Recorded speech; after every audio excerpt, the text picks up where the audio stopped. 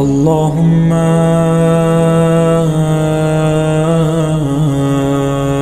كل ولي الحجة ابن الحسن صلواتك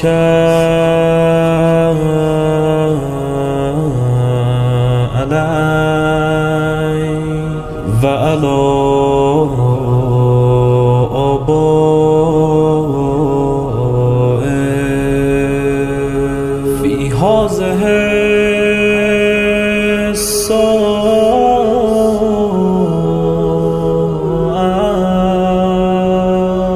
وفي كل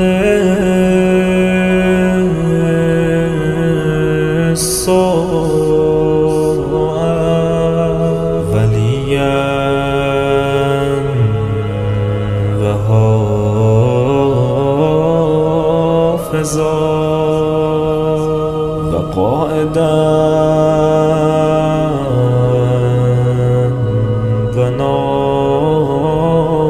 وناصرا ودليلا وعينا حتى تسكنه أرضك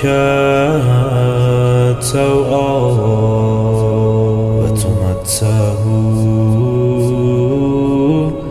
فيها طويلا.